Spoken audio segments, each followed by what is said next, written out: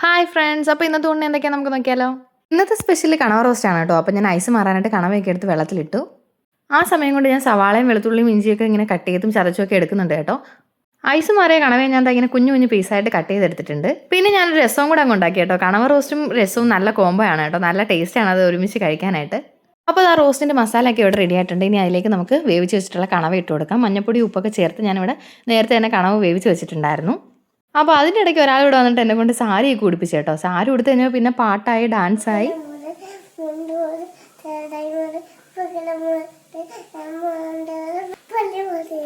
അങ്ങനെ കുറച്ച് റിച്ചുകുട്ടൻ്റെ ഡാൻസ് ഒക്കെ കണ്ടു കഴിഞ്ഞപ്പോഴത്തേക്കും കണവ റോസ്റ്റൊക്കെ ഏകദേശം റെഡിയായി. അപ്പോൾ ഞാൻ കുറച്ച് കറിവേപ്പിലയും കൂടി ഇട്ട് അതങ്ങ് സെറ്റാക്കി എടുത്തു. അപ്പോൾ നമുക്ക് ചോറ് കഴിച്ചാലോ. അപ്പോൾ പതിവ് പോലെ നമ്മുടെ ചോറ് വെച്ച് കൊടുത്തു, അതിലേക്ക് കണവ റോസ്റ്റ് വെച്ച് കൊടുത്തു.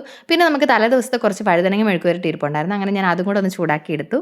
പിന്നെ അതിലേക്ക് കുറച്ച് രസവും കൂടെ ഒഴിച്ചു കൊടുത്തു. അപ്പോൾ ഇന്നത്തെ ഊണിന് ഇതൊക്കെയാണ് കഴിക്കാനായിട്ടുള്ളത്.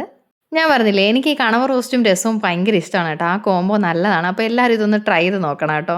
കണവ എന്നും എൻ്റെ ഫേവറേറ്റ് ആണ് കേട്ടോ. കണവയും കൊഞ്ചും ഞണ്ടുമൊക്കെ എനിക്ക് ഒരുപാട് ഇഷ്ടമാണ്. അപ്പോൾ അത് നല്ല കുരുമുളക് ഇട്ട രസവും അതിലേക്ക് കുറച്ച് കണവ റോസ്റ്റും കൂടി ഇങ്ങനെ വെച്ച് കൂട്ടി കുഴിച്ച് കഴിക്കാൻ അടിപൊളിയായിരുന്നു കേട്ടോ. അപ്പോൾ ഇന്നത്തെ വീഡിയോ ഇത്രയേ ഉള്ളൂ. ഇനി അടുത്ത വീഡിയോയിൽ കാണാം കേട്ടോ.